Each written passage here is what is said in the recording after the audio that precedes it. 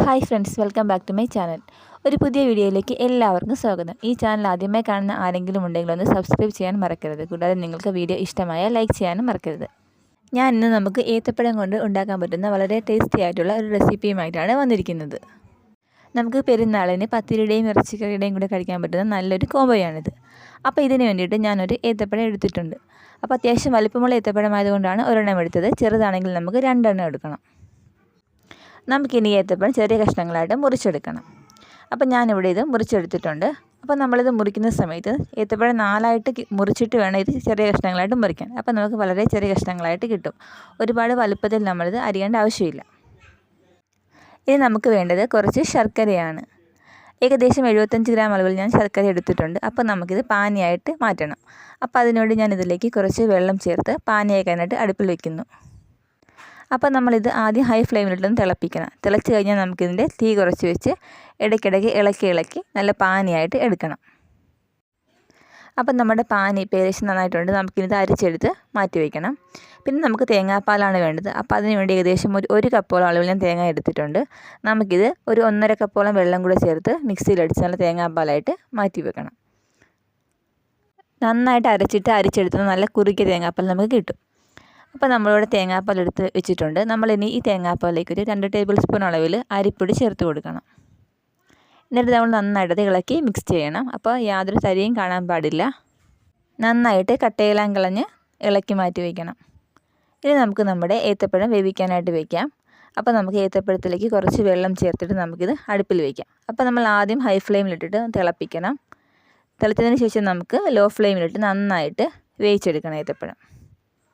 ഇപ്പോൾ തിളച്ച് വന്നിട്ടുണ്ട്. നമുക്കിന്ന് തീ കുറച്ച് വെച്ച് വേവിച്ചെടുക്കാം. ഇപ്പം നമ്മുടെ പഴം ഏകദേശം നന്നായിട്ട് വെന്ത് വന്നിട്ടുണ്ട്.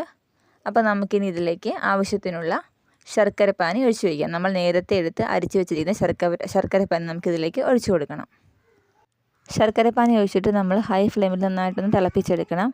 തിളച്ചതിന് ശേഷം നമ്മളത് തീ കുറച്ച് വെച്ചിട്ട് വേവിക്കണം. അപ്പോൾ തിളച്ചിട്ടുണ്ട്. നമുക്കിനി 3 മിനിറ്റോളം നമുക്ക് കുറഞ്ഞ ഫ്ലെയിമിൽ വേവിക്കാം. ശേഷം നമുക്കിതിലേക്ക് തേങ്ങാപ്പാൽ ചേർത്ത് കൊടുക്കണം.